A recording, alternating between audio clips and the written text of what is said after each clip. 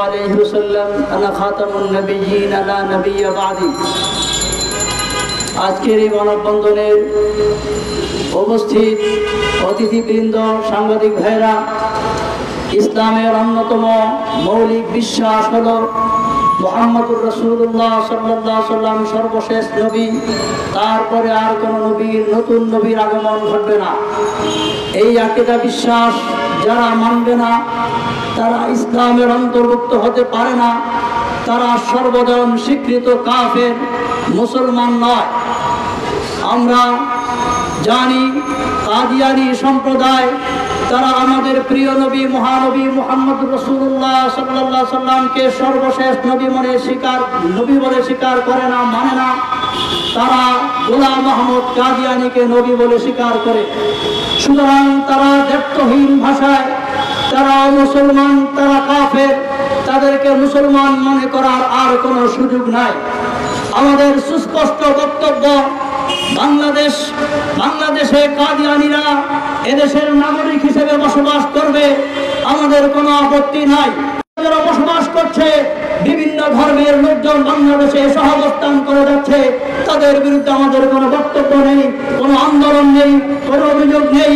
তারা বাংলাদেশের নাগরিক, ঠিক তদ্রূপভাবে কাদিয়ানীরাও বাংলাদেশের নাগরিক, তাদের বিরুদ্ধে আমাদের কোনো অভিযোগ নাই। যদি তারা অমুসলিম হিসেবে, কাদিয়ানী হিসেবে বাংলাদেশে বসবাস করে, আমাদের আপত্তি শুধু এক জায়গায়, তারা অমুসলিম হয়েও মুসলমান দাবি করে কেন? তারা অমুসলিম হয়েও ইসলামী পরিভাষা ব্যবহার করে কেন? তাদেরকে এই অপরিভাষা ব্যবহার করা থেকে বিরত রাখতে হবে। তারা মুসলিম পরিচয় বহন করতে পারবে না।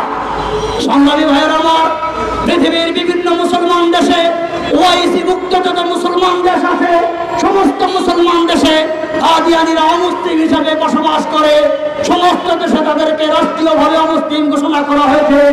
অত্যন্ত পরিতাপের বিষয়, পৃথিবীর তৃতীয় বৃহত্তম মুসলিম দেশ হয়েও বাংলাদেশে কাদিয়ানীরা এখনো তারা মুসলমান হিসেবে পরিচয় বহন করে যাচ্ছে।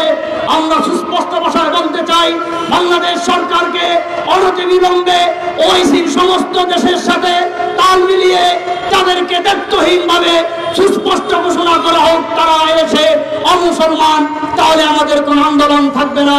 সংগ্রামী ভাইয়েরা আমার, আমরা সুস্পষ্ট করে বলতে চাই, এই অমুসলিম কাদিয়ানীরা তারা, তাদের বিরুদ্ধে আমাদের আন্দোলন কেন? আপনারা জানেন, যদি কোনো দেশে নির্দিষ্ট কোনো একটি কোম্পানির ব্র্যান্ড চলে, একটি কোম্পানি চলে, ওই কোম্পানির নামে অন্য কেউ কোনো ভেজাল কোম্পানির নাম দিয়ে বাজারে তার পণ্য সাপ্লাই করলে আইনগতভাবে অপরাধী বলে বিবেচিত হয়। রাষ্ট্রীয় আইনে সে জেল জুলুমের শিকার তাকে হতে হয়। ঠিক তদ্রূপভাবে ইসলামের অন্যতম বিশ্বাস মুহাম্মদুর রাসূলুল্লাহ সর্বশেষ নবী, এটি ইসলামের ব্র্যান্ড, এটি ইসলামের আকীদা।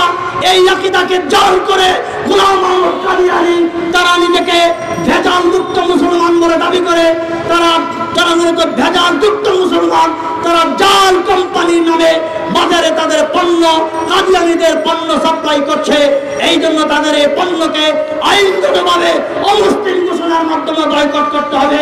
সেই সাথে আমরা দেখছি বাংলাদেশের আরএফএল প্রাণ কোম্পানি, এটা কাদিয়ানীদের সমর্থক কোম্পানি। এই কাদিয়ানীদেরকে তারা অর্থায়ন করছে। সারা পৃথিবীতে ইসলাম মুসলমানদের বিরুদ্ধে তাদের অর্থায়নে তারা বিভিন্ন দেশে ষড়যন্ত্র চক্রান্ত করে যাচ্ছে মুসলিম উম্মার বিরুদ্ধে।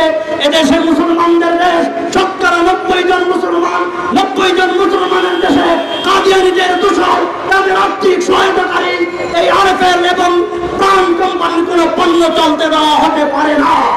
অনতিবিলম্বে আমাদের জোর দাবি, আজকের মানববন্ধন থেকে এই আরএফএল এবং প্রাণ কোম্পানির সকল পণ্যকে রাষ্ট্রীয়ভাবে নিষিদ্ধ ঘোষণা করতে হবে, তাদেরকে বয়কট করতে হবে। যতক্ষণ পর্যন্ত এদেশে কাদিয়ানীদের দূষণ, আরএফএল প্রাণ কোম্পানির পণ্য চলবে, ততদিন পর্যন্ত তাফসীরে খতমে নবুয়ত আন্দোলন বাংলাদেশ দুর্বার আন্দোলন করে তুলে যাবেই। এই আন্দোলন থেকে আমরা পিছপা হব না। সুতরাং আজকের মানববন্ধন থেকে আমাদের সুস্পষ্ট কথা, অনতিবিলম্বে কাদিয়ানীদেরকে রাষ্ট্রীয়ভাবে অমুসলিম ঘোষণা করা হোক। কাদিয়ানীদের দূষণ, তাদের সহযোগিতাকারী প্রাণ রাফেল কোম্পানির সকল পণ্য বয়কট করা হোক, তাদেরকে নিষিদ্ধ ঘোষণা করা হোক, তাদেরকে কালো তালিকাভুক্ত করা হোক। এই বলে আজকের বক্তব্য শেষ করছি এবং সেই সাথে আজকের এই অনুষ্ঠান সমাপ্তি ঘোষণা করছি। ওমা আলাইনা ইল্লাল বালাগ।